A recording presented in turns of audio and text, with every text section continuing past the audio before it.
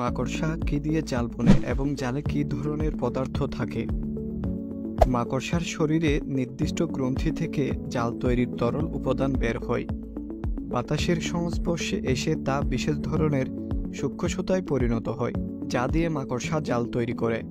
মাকড়সার গ্রন্থিগুলো শরীর থেকে প্রোটিন সংগ্রহ করে এই সুতার উপাদান বানায়।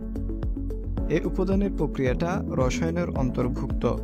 প্রোটিন মূলত অ্যামাইনো অ্যাসিড, যা কার্বন, হাইড্রোজেন, নাইট্রোজেন ও অক্সিজেনের রাসায়নিক শিকল। মাকড়সার জালের এই রাসায়নিক শিকল খুবই লম্বা। এই শিকল তৈরি হয় দুটি সবচেয়ে ছোট আকারের অ্যামিনো অ্যাসিড, অ্যালানিন ও গ্লাইসিন থেকে। অ্যালানিন ক্রিস্টাল আকারের একটার সঙ্গে একটা খুব শক্তভাবে লেগে থাকে এবং জালের গঠনকে মজবুত করে। আর মাকড়সার জালের অত্যাশ্চর্য স্থিতিস্থাপকতা আসে গ্লাইসিন অণু থেকে। পরপর 5টি গ্লাইসিন অণু আর তার সঙ্গে অ্যালানিন যোগ হয়ে অনেকটা স্প্রিংয়ের মতো কুণ্ডলী পাকিয়ে লম্বা মজবুত জৈব সুতা তৈরি হয়। এগুলোই মাকড়সার জালের উপাদান। সড়কে অনেক গাড়ির নিচে জুতা ঝুলানো থাকে, কিন্তু কেন? অনেকেই ভাবেন ফলন্ত গাছের ফলে কুঞ্জর এড়ানোর মতোই গাড়িতে জুতা ঝুলানো হয়ে থাকে। আবার অনেকে মনে করেন গাড়িতে যেন কোনো ধরনের যান্ত্রিক গোলযোগ না হয়, সেজন্য জুতা ঝুলানো হয়। এমনকি গাড়িতে যাতে পেছনের গাড়ি ধাক্কা না দেয়, সেই সিগন্যালের জন্য জুতা বেঁধে রাখা হয়ে থাকে। শহরের অনেক যাত্রী বা মালবাহী গাড়িতে এমনটা প্রায় দেখা যায়। আপনার মনে হয়তো প্রশ্ন জাগতে পারে, কেন জুতা ঝুলছে? অথবা ভাবতে পারেন কোনো কারণ ছাড়াই অথবা কুসংস্কারের কারণে জুতা ঝুলিয়ে রাখা হয়েছে। না, এটি কোনো কুসংস্কার নয়।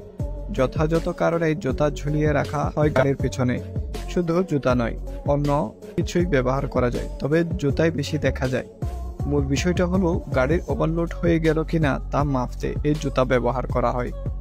গাড়ির ওভারলোড হয়ে গেলে জুতাটা মাটি ছুঁয়ে যায়, এর মানে আর যাত্রী বা মালামাল ওঠানো যাবে না।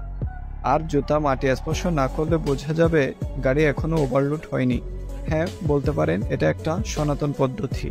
হাইব্রিড যুদ্ধ। হাইব্রিড যুদ্ধ হলো সামরিক কৌশলের একটি বিশেষ তত্ত্ব।